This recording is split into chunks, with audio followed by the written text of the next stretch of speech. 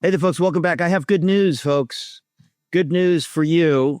My guest right now is somebody I think of, and I hope you do, as an American hero. His name is General Flynn.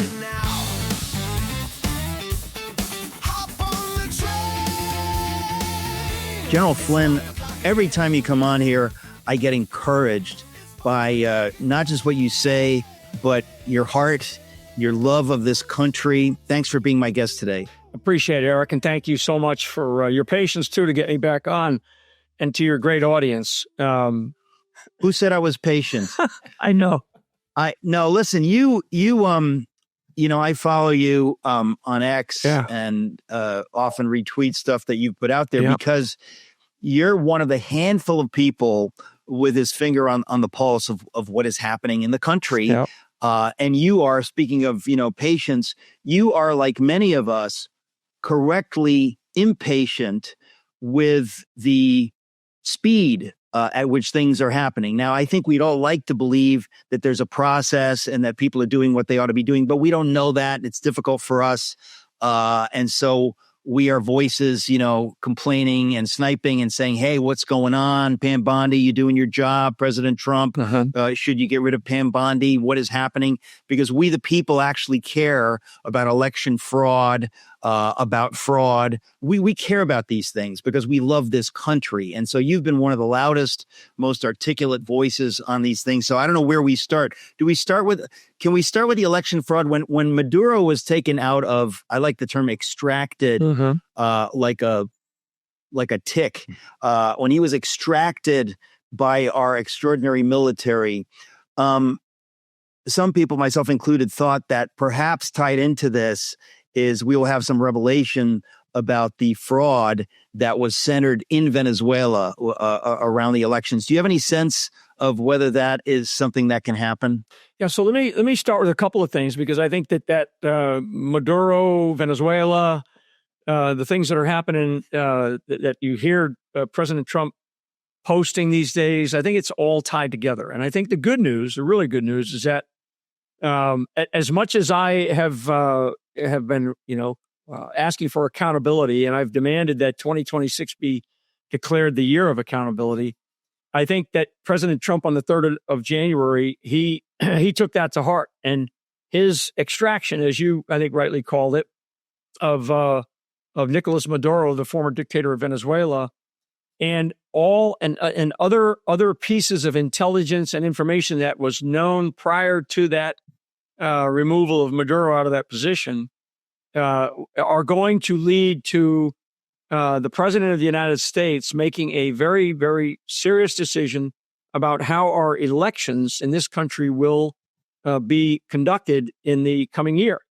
Now we're getting ready to move into primary season and all that, and another, I think, 2 months. I think the first primary is in Arkansas, if I'm not mistaken. But so Trump knows that he's got really one enemy that's on his that he's fighting against, and that's time. And everybody in the country, to include myself, I'm not going to stand here and say that I haven't been impatient, but a year has gone by and we haven't felt like there's anything happening. So I do pay very close attention to what's going on, and I am, engaged in various conversations, and I do have people that I trust that I know as they speak to each other and they are talking about what's happening. The potential, and I think the number that I've heard is there's probably 25 subpoenas that are out. They were actually out well before this conversation that we're having. There is a grand jury impaneled. For people that have never sat in front of a grand jury, I have a couple of them. When you go in front of a grand jury, you do not bring your lawyers in front of a grand jury. You go there in front of citizens who are impaneled on the grand jury, and you have to answer questions of a prosecutor and or the citizens that want to ask questions. So that's been taking place, and I do believe from that grand jury, and that's one down, I believe, down in Florida, we are going to see some indictments. And I think that for those that haven't been paying real close attention, John Brennan, the former director of the CIA, he's already admitted that he's been told he's the target of a of a Department of Justice grand jury effort. So when you're the target, that means that they've already decided that they have sufficient information to indict. So they don't, you don't get a letter to be a target. They'll make you the subject of an investigation versus the target of an investigation. If you're the target of a federal investigation, that's much worse. And Brennan has admitted that that he is the target of an investigation. That's good news. And so I do believe that we're going to see some things happening. I really do believe that. I know that President Trump wants to have that happen. The two things, though, that he must get right in this period of time is he must get right our elections, and he must get right the accountability of those who committed treason to against our country, against him, and against the foundation and fabric of the Constitution. And that word treason is a very, very strong word. I've been called a traitor. I've been accused of committing treason. I mean, it hurts.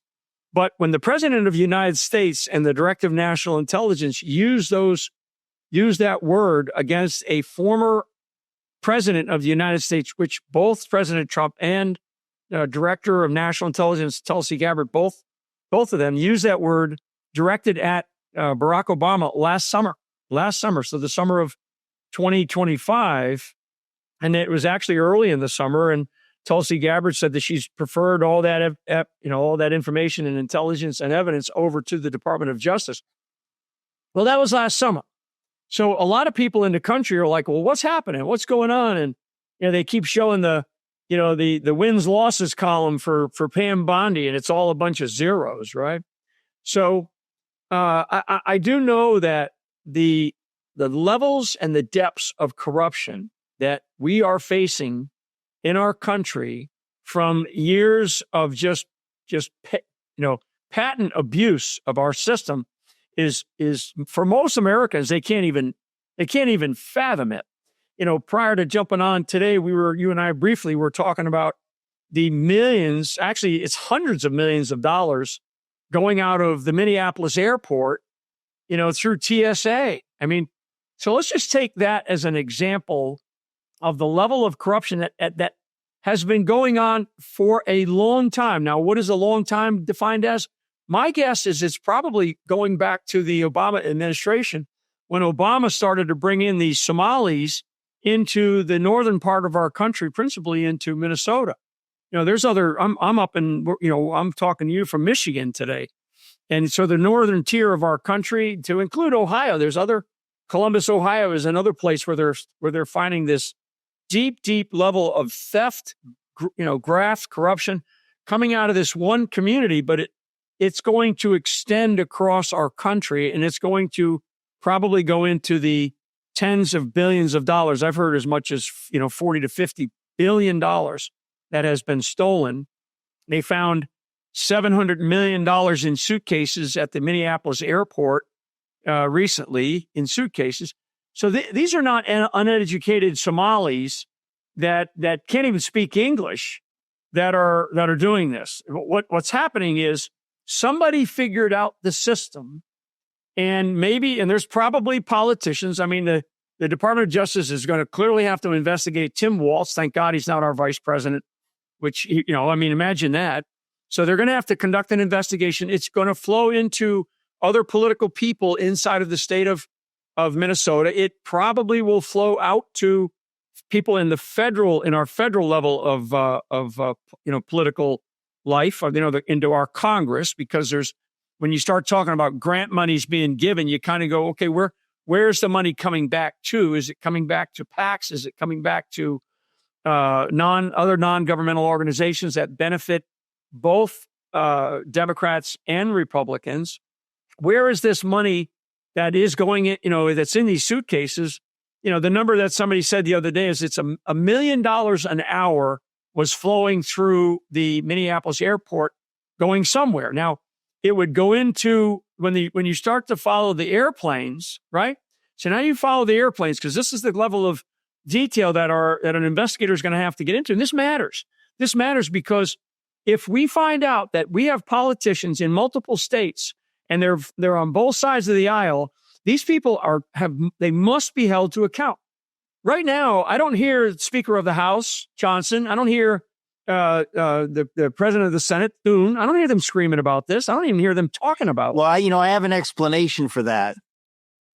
Senator John Thune is a eunuch. Yeah. In case you didn't realize that, that's the explanation. I can't speak to about the speaker, but listen, I couldn't be more disgusted, and I know you share my disgust. Absolutely. The fact that they wouldn't talk about this, the fact that they wouldn't say, wait a second, your average American is rightly, deeply offended by the possibility that this level of fraud is going on. Because, ladies and gentlemen, you're working for this money. Yeah. You're working hard for this money. Why should we pay? So, Eric, and I'm sorry, but I mean, why should the American people pay income taxes? Why should we pay any federal tax when we find out that 40 to 50% of every single penny that we give is going to some corrupt issue or some corrupt effort? I mean, the Congress just, voted to pass this another $350 million to this organization called National Endowment for Democracy. 81 Republicans voted with their Democrat colleagues to fund this organization. These are the organization. This organization, NED, is the organization that's funding a lot of these street protests that are going on. They are directly involved, and they have relationships with these non-governmental organizations that we are now finding out that we're part of this incredible theft of the American taxpayer dollars.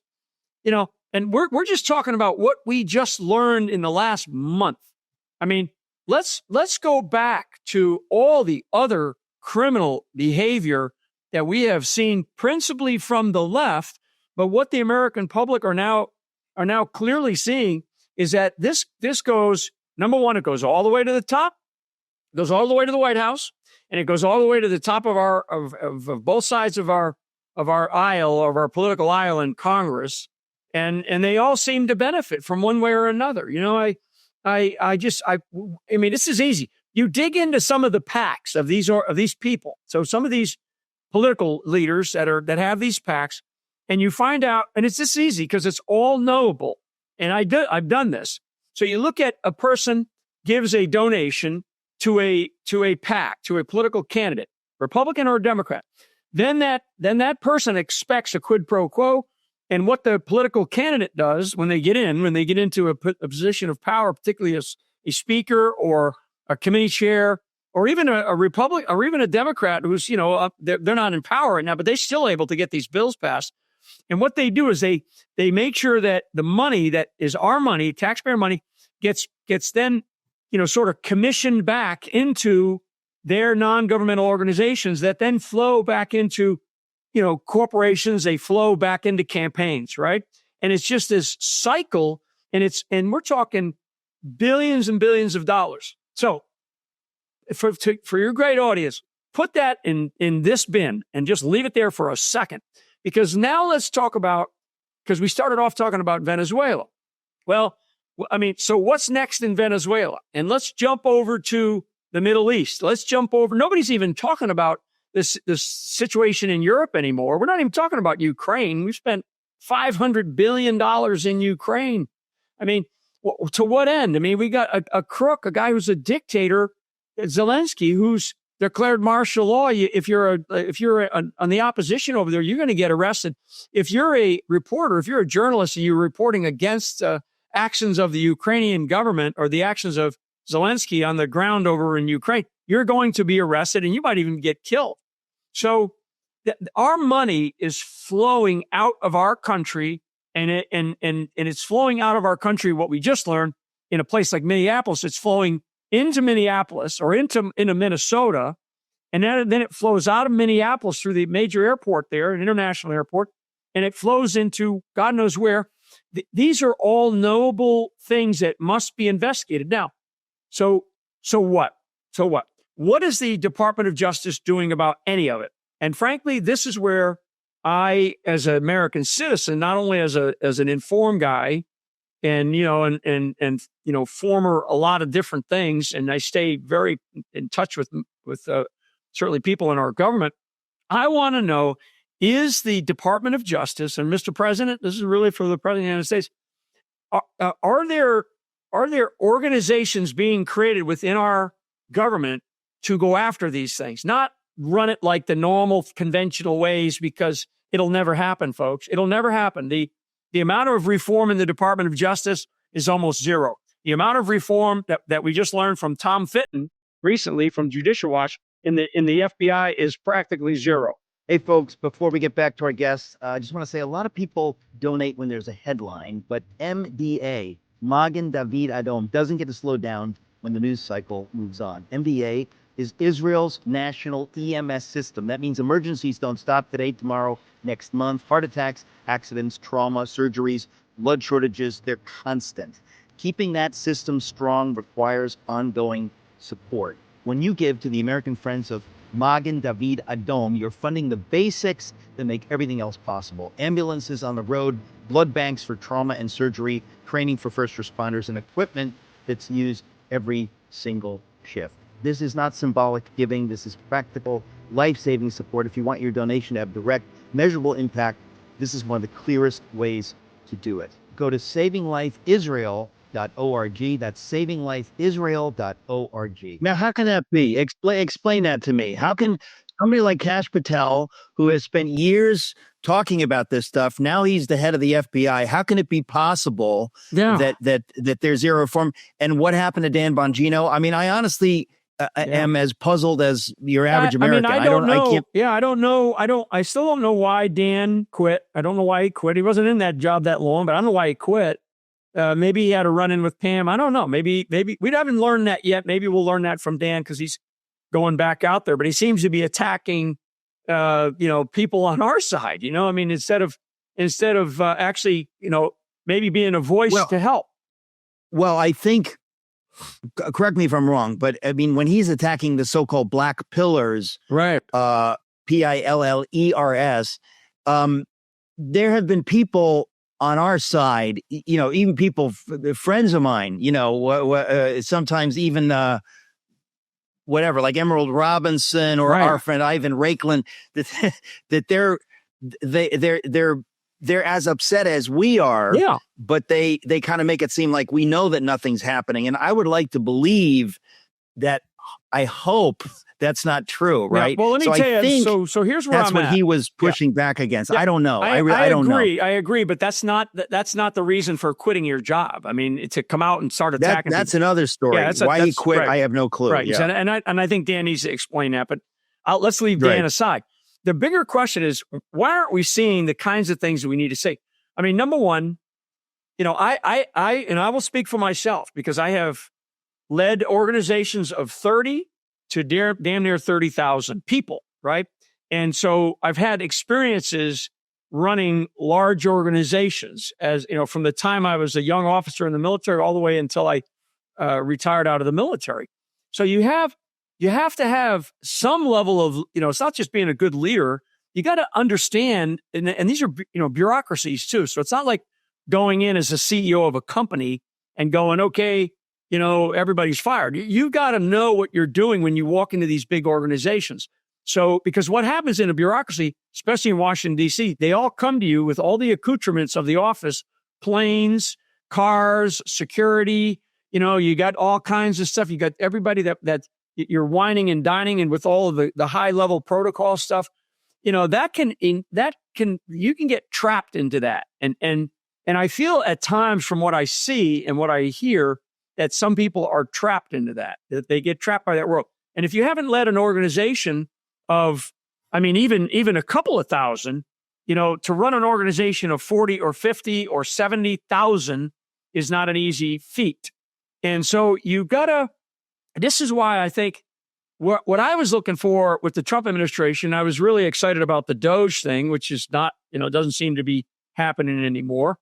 What I was hoping that Trump would do was to task organize differently within the government and run a series of task forces like task force personnel, task force government reform, task force accountability, right? Task force money laundering or whatever run these task forces, put good leaders, task force education. I was looking at, somebody sent me a video of Trump during the campaign where he said on day one, I'm going to shut the Department of Education down. I'm going to close the doors. We just fully funded the Department of Education in the big, beautiful bill again. I mean, so education is one of the worst. I don't think, I mean, to be fair, I think there's a lot of stuff in the big, beautiful bill that, there was no way around it. I do get the impression that they're shutting it down and that, the Secretary of Education is trying to shut it down. So that this is what's so confusing, General, Right. is that there's so little we can know about what is actually happening. Right. We want to see a wrecking ball. But there's so taken to much that all we of it. should know. I mean, we are a constitutional republic. We are represented by the people that we vote into office, principally the lower house, which is the House of Representatives. They're supposed to be our direct representatives. And then, the president of the United States, and of course, the upper house, the upper chamber, the Senate. I mean, our country is supposed to be built on transparency, trust, and a government that works, by, with, and for the people. And right now, there's just seems to be a lot of opaqueness. There seems to be a lot of things that we don't know. But you know this way better than I do. When you're dealing with evil and corruption, just like when we went into Venezuela, we didn't take a wrecking ball. We didn't get rid of the number two the way we did in Iraq. We've learned the lesson, like, be careful, Right? Because if you rip that pillar out, that's a load-bearing pillar. It's all going to come down. We've got to be careful about how we do this. My suspicion, my hope, is that at places like the FBI, at places like the CIA, all through the corruption that has existed for decades, as you know, that it's tricky how you pull it off. And so that my hope, again, I could certainly be wrong, but my hope is that that's what this is about, that we're saying, it's kind of like, why Trump did not say to Congress, oh, by the way, we're going to get rid of Maduro, because he realizes, yes, if I do it by the book and I tell Congress, they're going to leak it and we're not going to get Maduro and Americans will lose their lives. So it seems to me that there's a long game strategy. Again, that's my hope. Yeah, and I want to believe that as well. And I did hear Trump talk about, we went into Iraq and we screwed it up by, we got rid of Saddam and we got rid of the whole military and the place turned into anarchy. There was some absolute foolishness in those decisions. But I do think that what we did not, if you look back at Iraq and you say, okay, get rid of Saddam, but you keep his number two. Well, his number two was actually worse than Saddam. So in this case, in Venezuela, it's the same thing. Delcy Rodriguez is actually worse in terms of a dictator or a brutal person, and along with her brother and some other people around her. Diosdado Cabello is another guy. No, there's no doubt about that. I guess the question is she now operating with a gun to her head, that Trump has said, we're running Venezuela. So Delcy, you will do this and this and this and this. And if you don't, you're next. That's again, I don't the theory. know. I mean, I don't know. I mean, I saw, John Ratcliffe made the visit down there the other day. So is Venezuela working for the CIA? One of the things that I am definitely for is I am for not having Venezuela be beachfront property for China or Russia here in our hemisphere. I don't want that. I don't want China to feel, that they have complete control over that country, even though I'm not sure that the Chinese have up and gone. I think the number that the percentage of oil that was coming out of Venezuela prior to our embargo down there, most of it was going to China. I think as high as 90% of the Venezuelan oil was going directly over to, through the Panama Canal and, toward China. I mean, that's a significant number. So the Chinese are not going to roll over and play dead here. So there's some other issues that are going to take place. We'll see how this plays out. I want Plan B or Plan A, post Maduro. I want it to be in our advantage, and I do believe that so far what we've seen is a conversation between the president of the United States and the new leader of Venezuela. But you still have to have the conditions on the ground to be able to do the things that you want to do, which is essentially make sure that the people of Venezuela aren't brutalized, and make sure that you're able to open up their economy and maybe turn it into what? I don't know. It's not going to turn into a democracy with Delcy Rodriguez. She is a hardcore communist. Oh, I believe, I keep saying this, I believe and I hope that the plan is to slowly replace those figures, but you can't pull them out yet. Yeah. I don't know. I mean, right now, for example, in Venezuela, right now, we have to have a lot of our guys on the ground there. We're not talking about it, but I cannot believe that we would not have a number of our guys. I don't know what are they? I mean, what do they call them? Yeah, well, I mean, what you're talking about there, tactically is we have a body that goes in there to reopen our embassy. So there's a place on the ground there where we have some sort of diplomatic presence and military presence, but we've got to be very careful with the use of our military. And I know that there's some talk about contract security companies going in there to basically open up the routes, open up the ports, return a modicum of security to the oil companies that are going to go in there. I mean, you've seen some of the oil company executives have indicated that they're a little bit hesitant. Chevron's been down there for, I guess, 20 plus years. So if the Chevron's been down there and hasn't been touched in a while, then Chevron's probably, they've probably been paying somebody for their own security or paying the government of Venezuela under Maduro. So there's a lot of machinations, if you will. I would not recommend that President Trump put any military on the ground down there other than to open up an embassy. If we're going to, in fact, do that, I would not, maybe there's contract security, but again, who is paying for that and I've been told that, this is where Venezuela and the Middle East matter a lot. Okay. So are there countries, nations in the Middle East like Qatar or Dubai, Abu Dhabi, the UAE, maybe the Saudis, maybe there's some World Bank, funding that comes in to pay for the issues and the security and the safety of what's going to happen in Venezuela.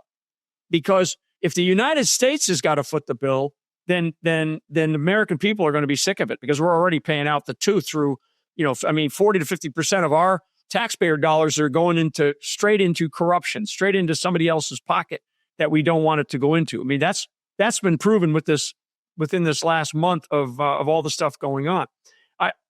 All this discussion about Greenland, the discussion about, the lack of discussion about Europe and Ukraine, the discussion about Gaza and the reconstruction of Gaza, the what's going on in Iran, all of it matters because it takes away from what the American people want to have happen here in our country. I mean, I want President Trump to so succeed. And I do think that the exquisite nature of the military operations that we conducted in Iran to destroy or to certainly degrade their nuclear capabilities, the way that we pulled off getting Maduro out of there. But all of those come with a reaction, right? There's an action. That's what I just described. And then there's a reaction, and that's the reaction from the region, the reaction from the people of Iran, right? I mean, is Iran going to collapse? We don't know yet. Trump has said, you better watch out. Otherwise, we're going to do something. So what does that mean? Venezuela, the CIA is going down and it looks like the CIA is kind of in charge of Venezuela. Is that what we want? Are those the objectives of the president of the United States? What would the point of extracting Maduro be unless Trump had a game plan? In other words, that was not an easy thing to do. It was insanely complex and rehearsed and rehearsed and rehearsed. Obviously, the stakes are so high that you cannot imagine that they did this just like no big deal. So then the question is, if they did it, why did they do it? And I can't help but think that there was a reason. Why would Trump want Maduro to be in Brooklyn? He has to have a bigger reason. No, exactly. And I can tell you, it's not because of fentanyl. It's not because of fentanyl. I mean, maybe it is because there was a plan by Maduro to send in thousands, and I've heard as many as 20,000 members of this TDA organization, this Tren de Agua, into the United States. So we talk about 300, 400, 500, 5,000. I've been told as much as 20,000 in the United States. So that's a good reason, but is that a complete reason? No. what we know that Venezuela was involved in, we know this now. This is not theoretical anymore. This is about what Venezuela did for elections, global elections around the world. And we know of at least 30 to 32 countries. I've been told as many as 70 plus countries. I know I've seen the list of at least 32 countries and how they affected elections. And then how those elections, then that system was then turned on us. Now, who inside of our country allowed that and enabled that? Somebody had to have enabled it. Okay, that's the question. Mm-hmm. You've asked that question. I've asked that question since November of 2020. I've been asking the question, who?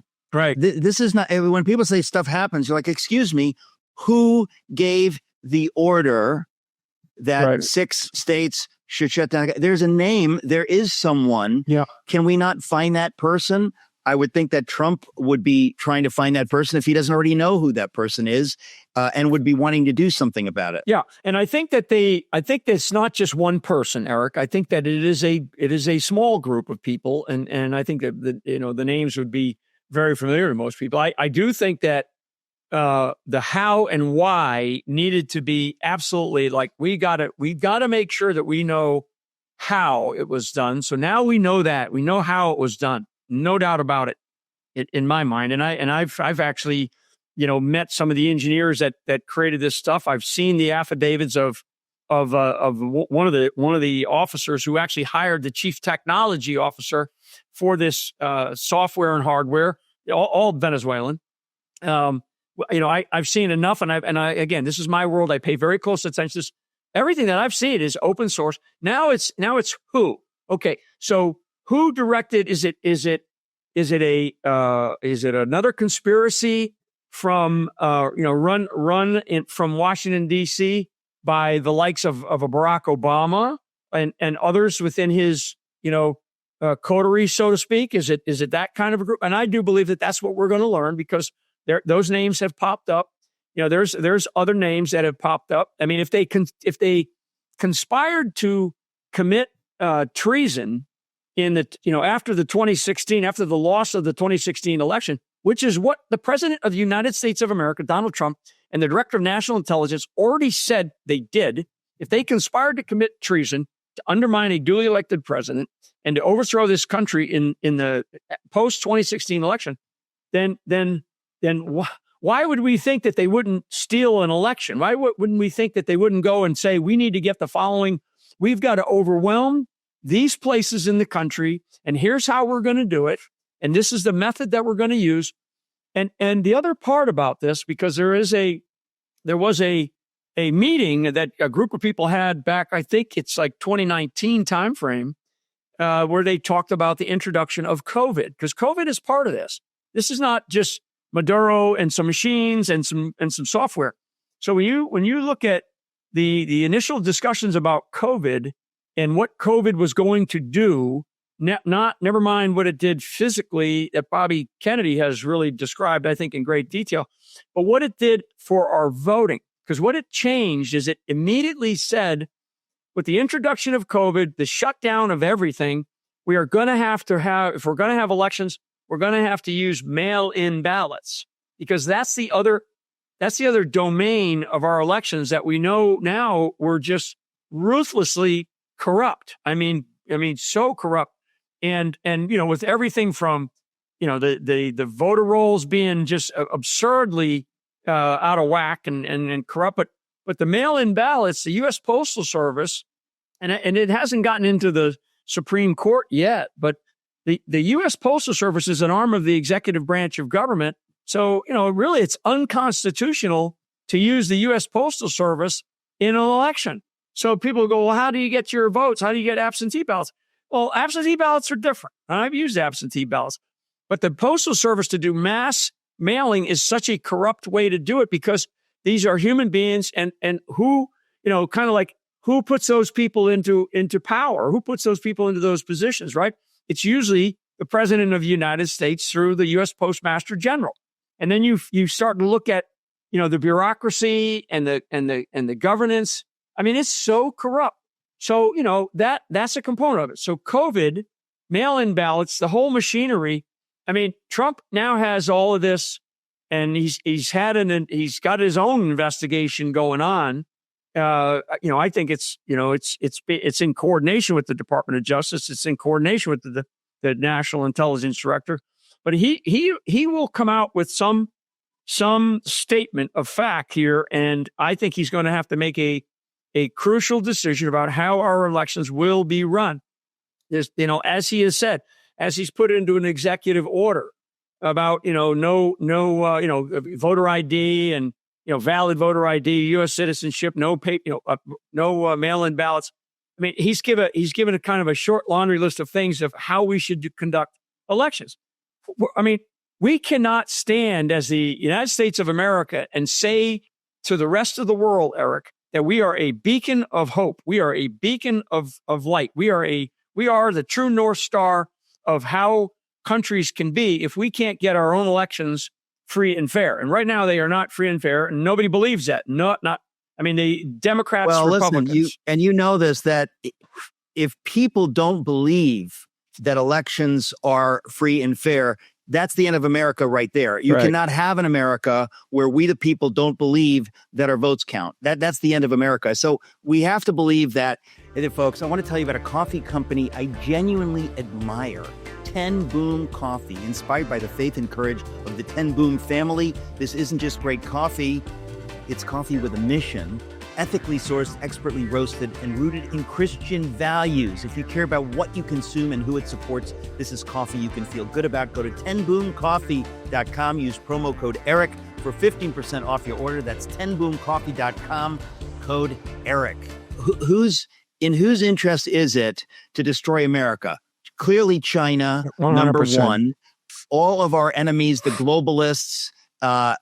So we know. So we're talking about a level of corruption, a scope, I should say, that is so great. The question is, how do we deal with it? I mean, do we have to have military tribunals? Because at some point, this becomes, I don't know. I really can't. I do, Eric. And this is where the American people are at. It's like the justice system and the judiciary in our country doesn't seem to be working. Those people that took an oath of office, that were part of the government or are in the government now, because there are some that, that got caught up and that are in the government that have been suspended or their clearances revoked and all that are in the government. There's a few of them. But those people that are outside the government that took an oath of office, that tried to maintain their security clearances, they still have a responsibility, as I do, to adhere to the Constitution of the United States of America. And if they undermined it for nefarious and conspiratorial purposes, which we now know was done, then they don't need to stand trial in a Miami court. President Trump, as the duly elected president of the United States, has a duty, in fact, a constitutional duty, to preserve the Constitution of the United States of America. So if it's not happening in the Department of Justice, it just doesn't feel like things are moving as fast as they need to be for the scope and scale. The scale is huge, right? Of what Pam Bondi has on her plate, and she doesn't seem to have. I mean, I don't know her. I've met her. She seems to be a very nice person, but it goes back to what I said earlier, Eric. These are large organizations, and you cannot run them conventionally right now. There's just, if you run it conventionally, you're going to run out of time. And so there has to be an unconventional approach to how President Trump seeks justice and demands justice on behalf of the American people. Because if it doesn't happen, the greatest enemy that Trump is facing, is time. And every day that goes by, he runs out of time.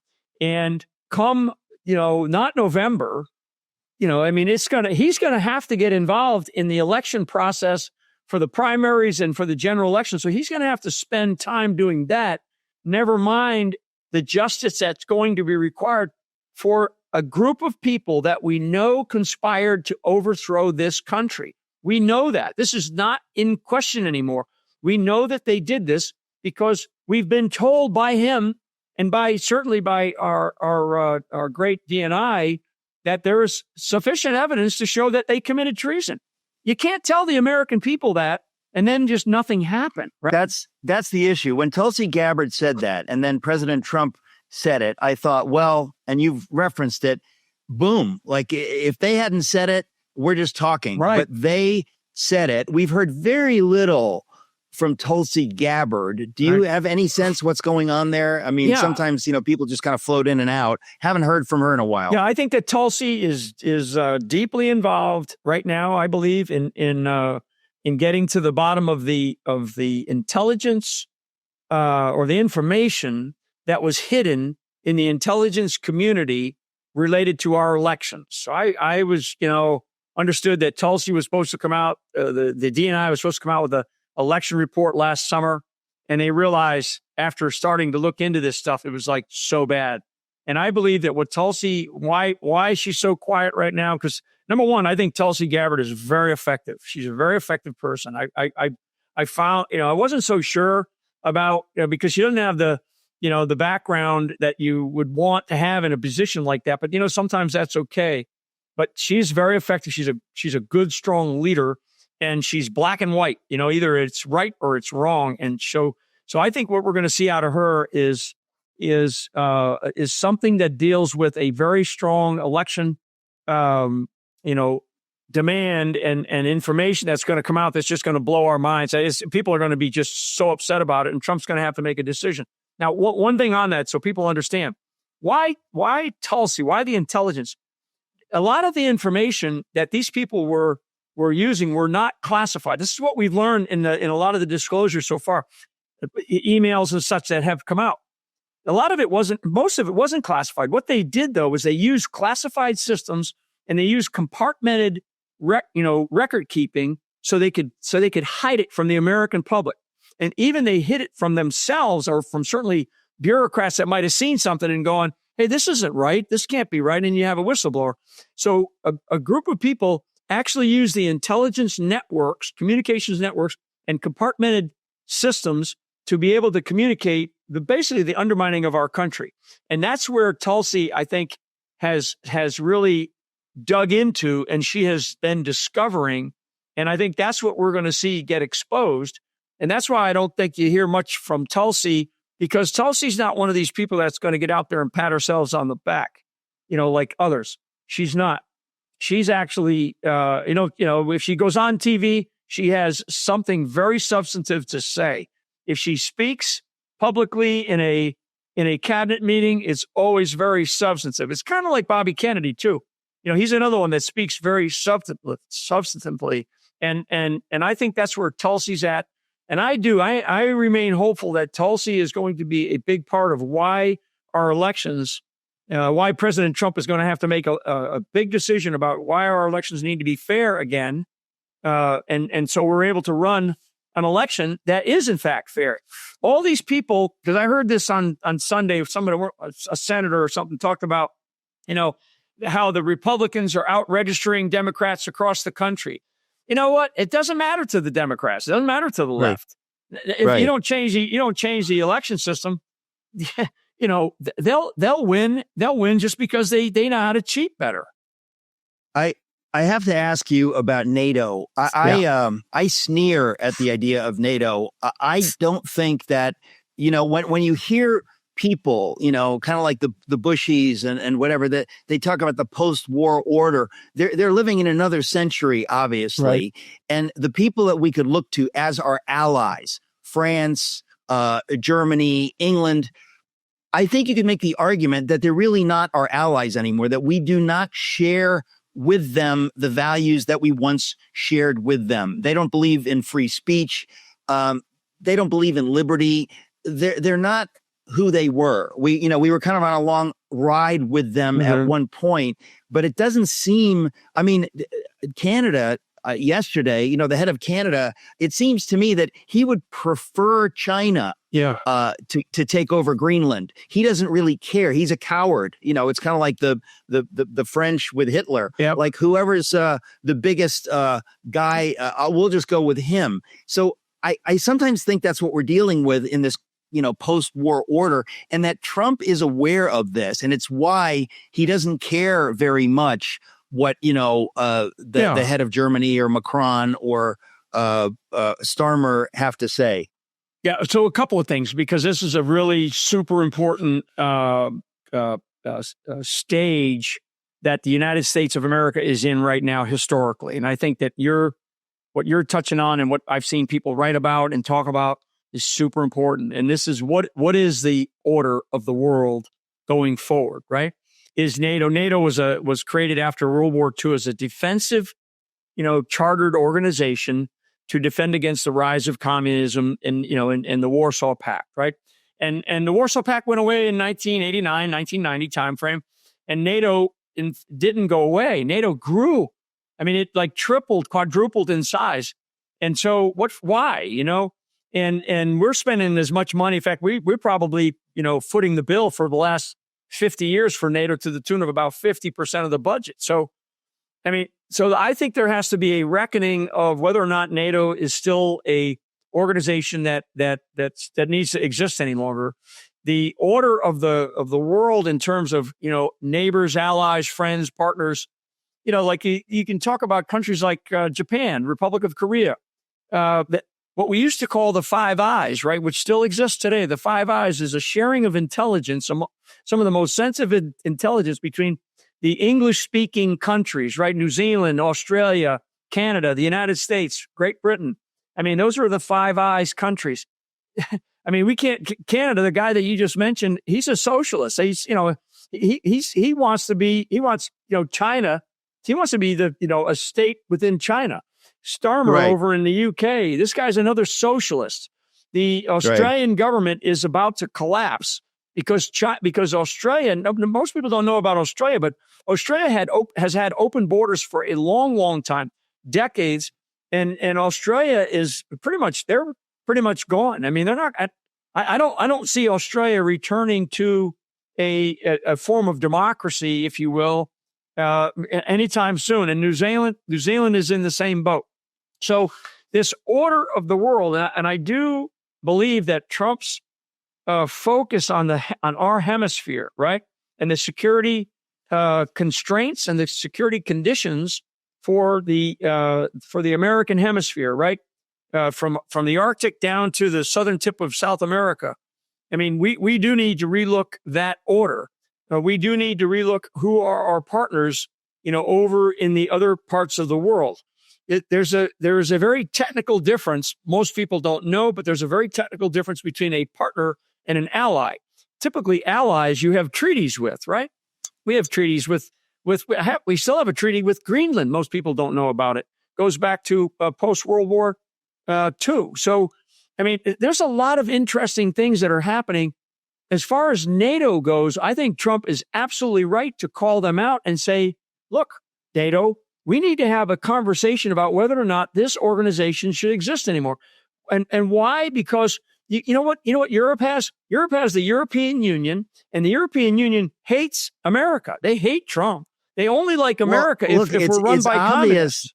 Look, it's been obvious to me for some time that NATO is a joke. I don't know why NATO exists. Once the Soviet Union goes away, I don't even know.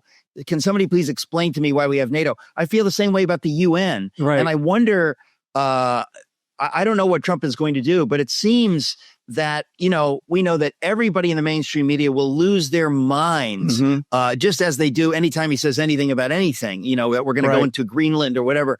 They lose their minds, but he is a disruptor, and we're living through an existential crisis. I can't imagine what the world is going to look like 10 or 15 years from now. We're seeing a realignment everywhere. And if all the corruption that we've been talking about is exposed, what will be left? I mean, honestly, So let me go to what we always say, right? At the end, I know how this ends. God wins, right? Okay.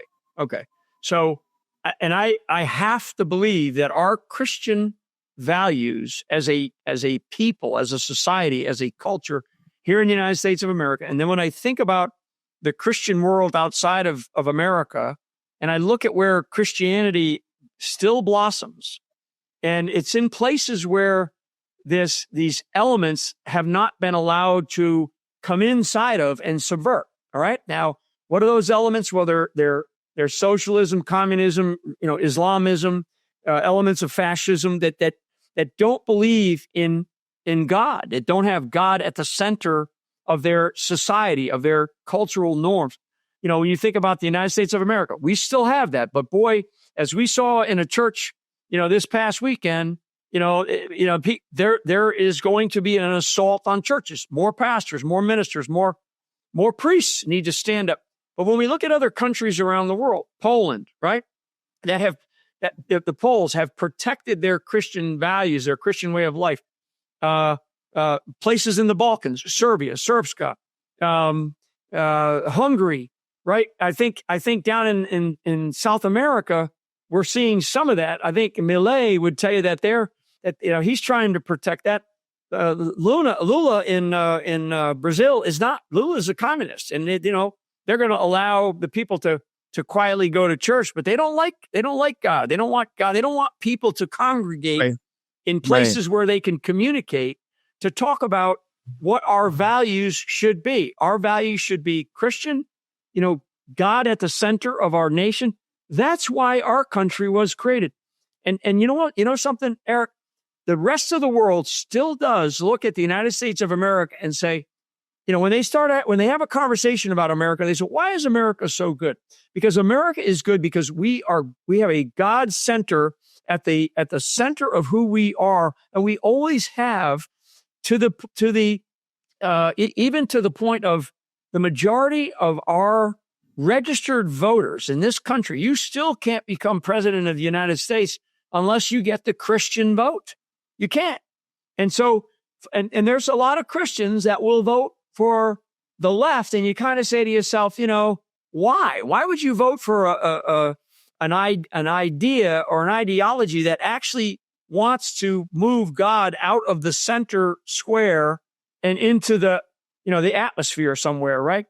And government is how we're going to run things. That's not how we run things in a family. That's not how we run things in a local community. That's not how we still run things in our, mainly in our school systems. I mean, that's why you have the rise of homeschooling. It's blowing up in this country, which is a good thing. You have the rise of people sending their kids to private schools if they can afford them. Even if they can't afford them, you have all these people that are trying to help. Why? Because we are still, as a nation, we are still that, I call it the true North Star. And that true North Star is because we still see something in ourselves that is strong, that is dignified, that is biblical, and that is good. Well, everything you just said is dramatically in agreement with what I always say, and I would have probably said it if you hadn't said it.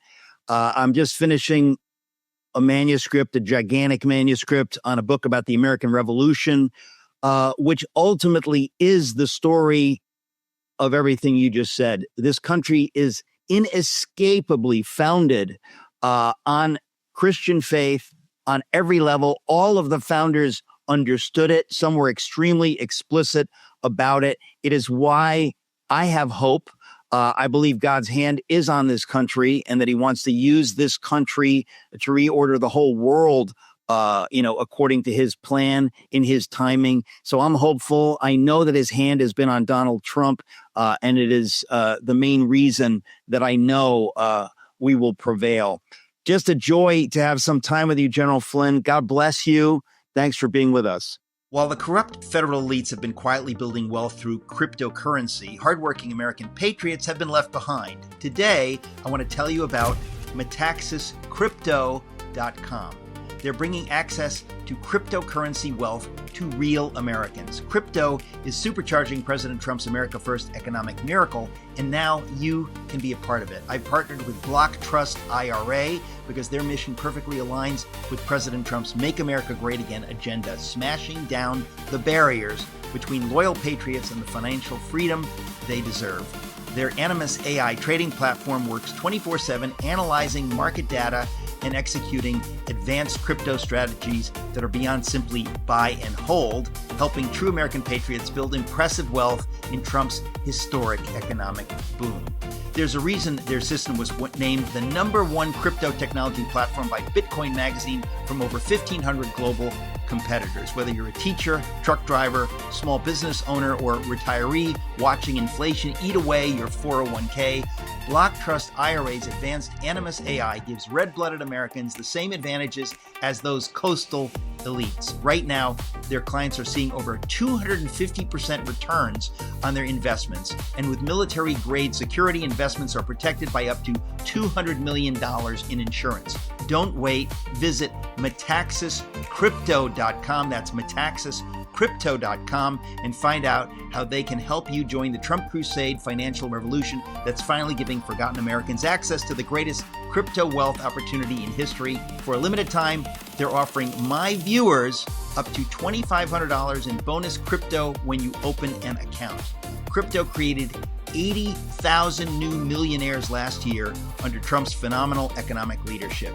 Why not you next? Visit MetaxasCrypto.com. That's MetaxasCrypto.com, making retirement great again. This Christmas, as we celebrate the Super Centennial coming up, Super Centennial 250th, there's no way, better way to support it than by supporting my friend, an American hero, Mike Lindell. He's one of the main sponsors on this program. He's the man behind My Pillow. He put his money where his mouth is. Some of you know this if you've watched the program. He stood up for the country. He was unfairly canceled by the big box stores. So I want us to stand with him. So please go to mypillow.com. Use the promo code ERIC to save big on pillows, sheets, slippers, everything you need for Christmas comfort. You'll sleep great, save big, celebrate freedom with My Pillow. MyPillow.com. Use the code ERIC.